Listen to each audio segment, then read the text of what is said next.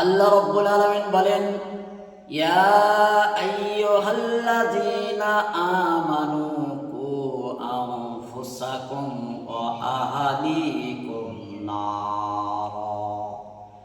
হে ঈমানদারগণ, তুমি নিজে জাহান্নাম থেকে বাঁচো এবং তোমাদের পরিবার পরিজনকে জাহান্নামের আগুন থেকে রক্ষা করো।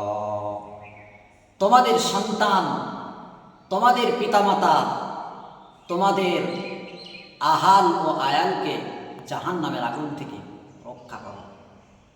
যেসব সন্তানেরা নামাজ পড়ে না, যারা ইসলামের বিরোধিতা করে, কোরআন এবং হাদিস অনুযায়ী চলে না, তাদেরকে বোঝাও। যেমন তারা মনে করে কোরআন এবং হাদিসে আছে পরকালের কথা, দুনিয়ার কোনো অর্থনীতি, সমাজনীতি, দুনিয়ার কোনো রাজনীতির কথা নেই।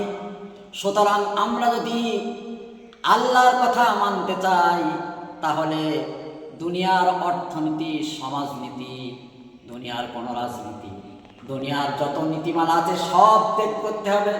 যারা মনে করে এটা নেই, মহতারাম, আল্লাহ পাক তাদের সম্পর্কে বলেছেন, যখন ওই গার্জনরা, যখন ওই মুরব্বীরা তাদের সন্তানদেরকে কোরআন সম্পর্কে না বোঝাবে, কিয়ামতের দিন তাদের জাহান্নামের অর্ডার হয়ে যাবে, জাহান্নামের অর্ডার হয়ে যাবে। আর তখন তারা বলবে, আল্লাহ পাক বলছেন, রব্বানা আরিনাল্লাযাইনি আযাল্লানা মিনাল জিন্নি ওয়াল ইনস।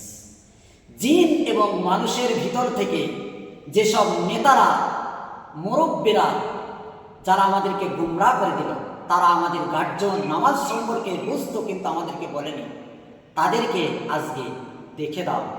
আল্লাহ সুবহানাহু ওয়া তাআলা বলছেন এই কথাটা। তখন তাদেরকে দেখে দাও, নাজআলহুমা তাহতা আকদামিনা লিয়াকুনা মিনাল আসফালিন। তাদেরকে আমি পদতলিত করবো। আমরা আমাদের গার্জনদেরকে, তারা নামাজের কথা জানতো কিন্তু আমাদের পরকালের সতর্ক করে নাই, নামাজ সম্পর্কে, পরকাল সম্পর্কে আমাদেরকে বোঝাতো না, জাহান্নাম সম্পর্কে আমাদেরকে বলতো না। তাদের সেদিন আগে আমরা পায়ে রাখবো আমাদের গার্জনদেরকে, তারপরে জাহান্নামে আমরা যাব। সেদিন কত অবস্থা খারাপ হয়ে যাবে। সেই জন্য আল্লাহ সুবহানাহু ওয়া তাআলা বলছেন, হে বিশ্বাসীগণ, তোমরা নিজে জাহান্নামের আগুন থেকে বাঁচো এবং তোমাদের পরিবার পরিজনকে জাহান্নামের আগুন থেকে রক্ষা করো।